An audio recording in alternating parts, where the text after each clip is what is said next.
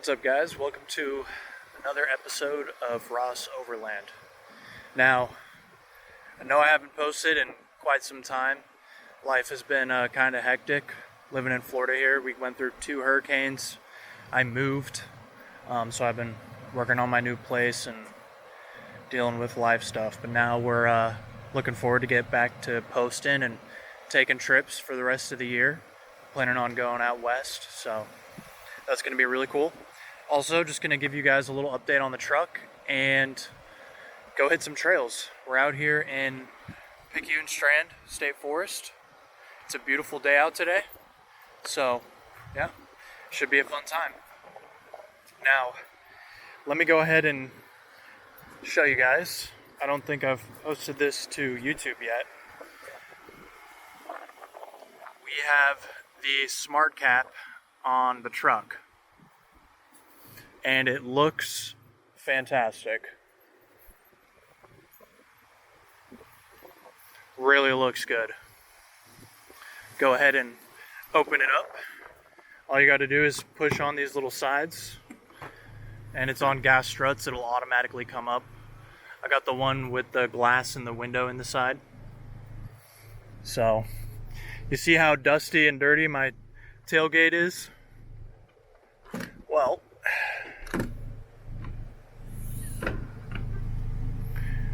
relatively a lot cleaner inside.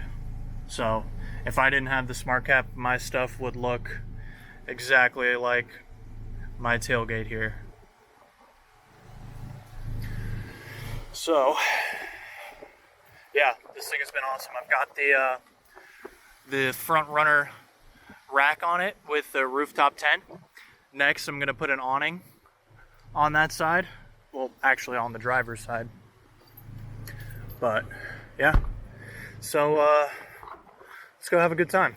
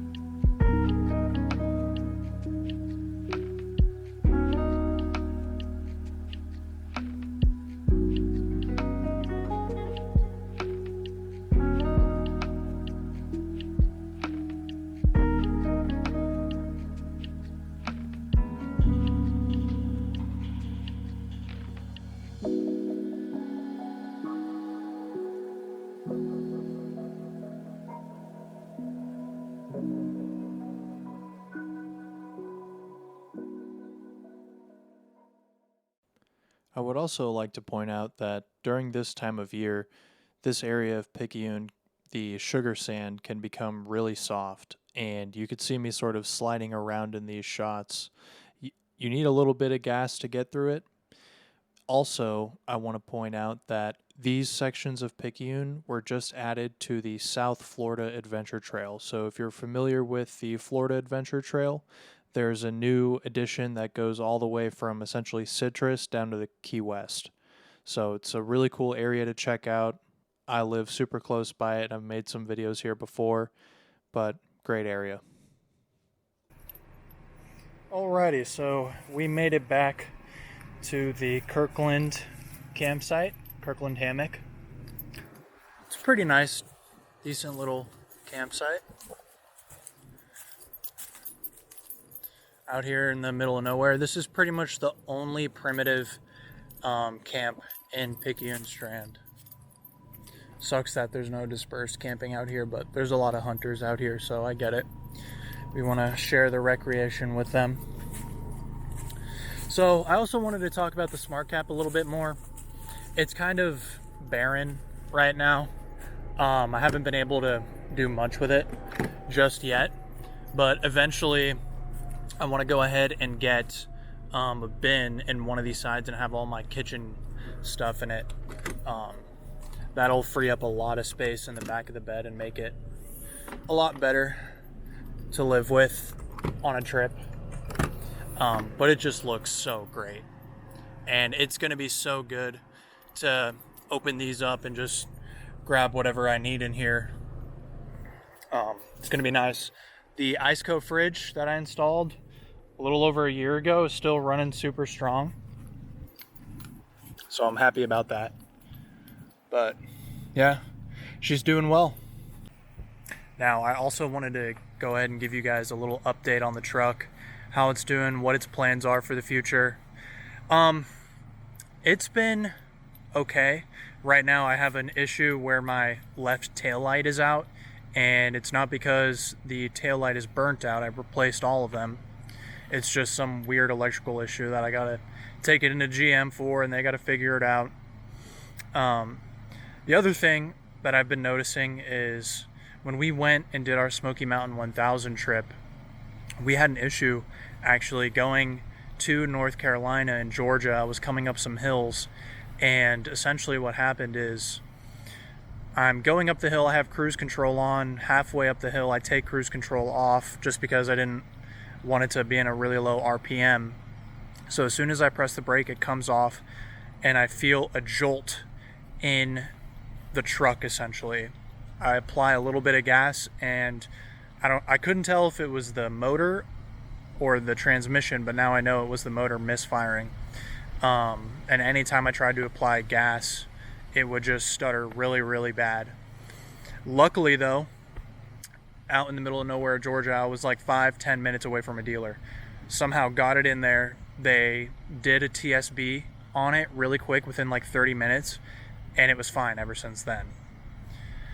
So after that, I had been experiencing kind of a weird, I don't know if I want to call it a shudder or what it is. And by the way, when they plugged it in to see what was going on, because it had a check engine light on, there was a misfire on cylinder 4. So essentially, every time I'm on the highway and I'm just cruising, it's normally pretty good. Well, it's normally pretty good, but every once in a while I'll feel, not like I felt when I was going to Georgia, but just a slightest shudder. I can't really describe it. And of course, I've taken it into them and, told them about it twice, and they can't replicate the issue. So I'm hoping that's not going to be a big problem. I'm going to try and take it into them and tell them about it one more time, just because she's got 38,000 miles on her. She's almost got 40,000 miles. We've done a lot of traveling, a lot of driving. So I want to make sure, I want to keep this truck for a long time. I really like my Trail Boss. She's capable, she's comfortable. Fuel efficiency is not until we re-gear. But I want to make sure she's, my truck for a long time. I really have enjoyed with the way it looks and the way she feels and the way she performs off-road. So, plans for the future. Essentially, all I need left on this truck Sorry, dude on a motorcycle came by. But get the suspension dialed in is the last thing I want to do. I want to get the Expedition leaf pack in the rear end with a little block. I already have the shackle in there. Well, I do have the Add-A-Leaf, but the Expedition leaf pack is going to be the end goal. But I'm going to install the Add-A-Leaf for the time being. So end goal is Expedition leaf pack, either Icon, King, or Eibach shocks in the rear. Probably going to be Eibach because shit is expensive. Full coilover setup in the front. And I want to shout out to a buddy of mine. I got some Icon vehicle systems control arms, so those are going to go on as well. It's going to really help with how much my front tire is able to come down and droop, because I notice on a lot of trails, one, the sway bar limits it from having a lot of flex in the front end, but two, that upper control arm only has so much angle that it can drop down, and the Delta Pro joints are going to allow that to come down a lot more, so that's going to be really cool and really helpful. So yeah, that's really it. I'm really enjoying, you know, how she looks, how she performs.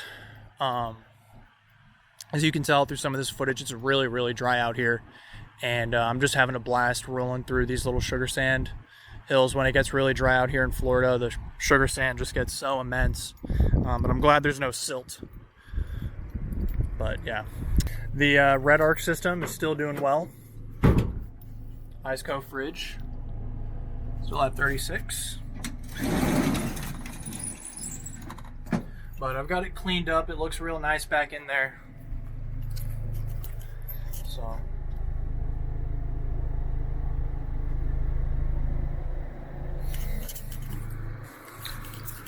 but yeah, looking forward to doing some more trips. Me and my fiance, I'm planning on going to either Arizona or Utah this year and kind of take 2 weeks off, and that'll be it really for the year, the big trip.